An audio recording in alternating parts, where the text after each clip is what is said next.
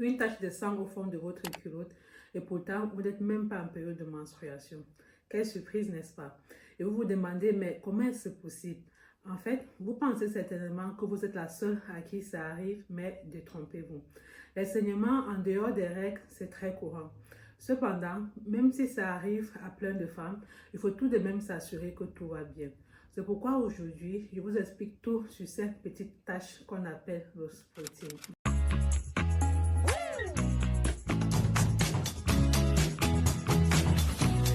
Salut les amis, j'espère que vous allez bien. Avant d'aller plus loin dans cette vidéo, likez, commentez, partagez et surtout activez la cloche de notification pour être au courant quand je poste de nouvelles vidéos. Ça me ferait vraiment plaisir. Dites-vous qu'il y a autant de cycles menstruels qu'il y a de femmes. La durée et les symptômes sont très variables. De nombreuses femmes sont touchées par le spotting, qu'elles soient sous pilule contraceptive ou non. La plupart du temps, ces saignements sont sans gravité. Alors, c'est maintenant que vous me demandez, c'est quoi le spotting? C'est en fait des pertes vaginales de sang bien moins importantes que celles des menstruations. Leur couleur est généralement brune car il s'agit de gouttelettes de sang émises par l'appareil génital il y a plusieurs jours. Resté dans la cavité vaginale, le sang va donc s'oxyder et prendre une couleur marron. Alors, sachez donc que la plus grande différence entre vos règles et le spotting, c'est la quantité de sang. Le spotting est tellement léger qu'il ne nécessite pas forcément de protection hygiénique, contrairement aux menstruations. De plus, le saignement des règles est plus abondant au début avant de devenir moins important.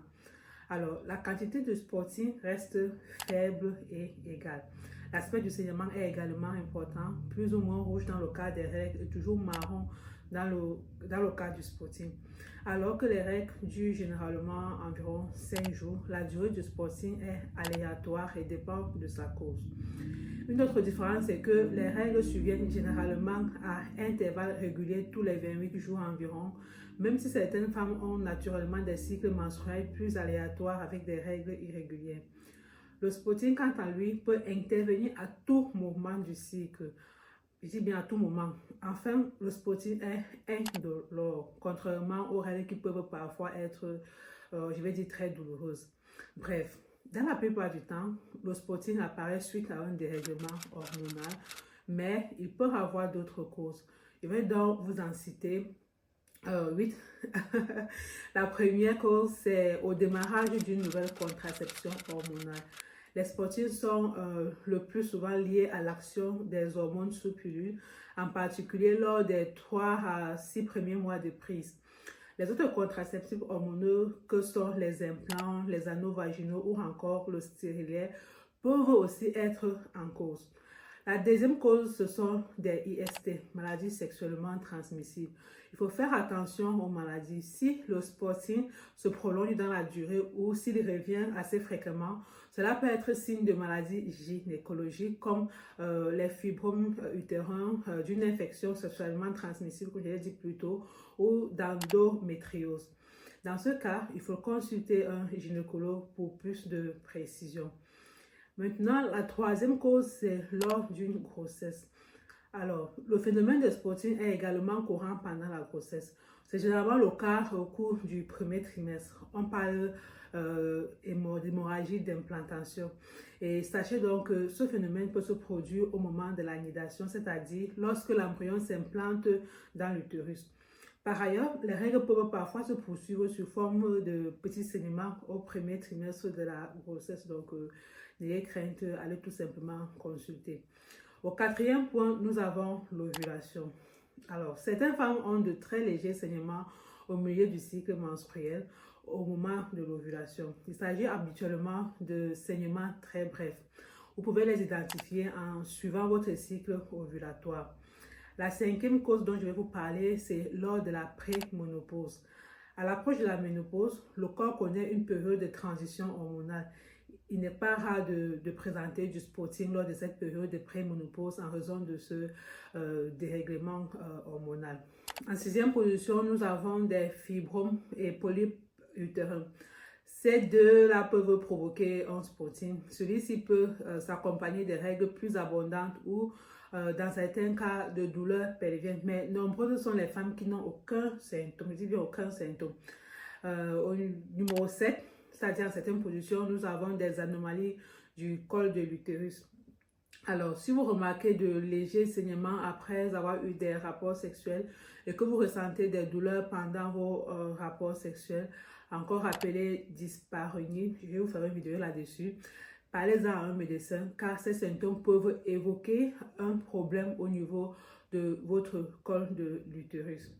En fait, les cancers gynécologiques, notamment le cancer du col de l'utérus, de l'ovaire ou du corps de l'utérus peuvent provoquer des saignements. C'est pourquoi tout spotting inhabituel, je dis bien inhabituel, doit être pris très au sérieux. En dernière position, nous avons le stress. Ah oui, oui. Il faut faire très attention au stress parce qu'il peut provoquer aussi des impacts importants sur le fonctionnement de votre corps. Et le cycle menstruel n'est pas épargné. Une trop grande dose de stress ou d'émotion peut engendrer un dérèglement hormonal et provoquer du spotting. C'est le cas également du décalage horaire qui crée le fameux jet lag. Bien moins innocent qu'on pourrait le croire. C'est maintenant le moment où vous me demandez quand faut-il consulter, quand on est confronté à des spotting, quel traitement prendre. Alors les amis, bien que chaque cause de spotting mérite qu'on s'y attache et que dans la majorité des cas, les saignements hors règle sont bénins, il est important de retenir qu'il est nécessaire de consulter un médecin gynécologique ou une sage-femme dans les situations suivantes. Pendant une grossesse, un rapport sexuel non protégé, pendant la prise d'une contraception hormonale, des saignements après la ménopause. Ce n'est qu'après avoir posé un diagnostic personnalisé, je dis bien personnalisé, que le professionnel de santé pourra éventuellement vous prescrire les examens utiles, un traitement adapté pour solutionner et arrêter le spotting.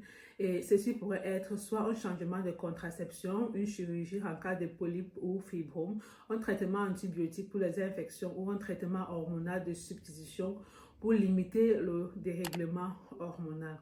Bref, pour ma part, il faudrait éviter l'utilisation de tampons pour ces très légers saignements. Il risquerait d'assécher la paroi de votre vagin, le laissant un peu démuni pour se protéger des attaques extérieures. Alors les amis, c'est ici que la vidéo se termine. J'espère qu'elle vous aura plu. On se dit prochainement dans une nouvelle vidéo. Alors prenez soin de vous et surtout prenez soin de votre santé mentale. Bye bye.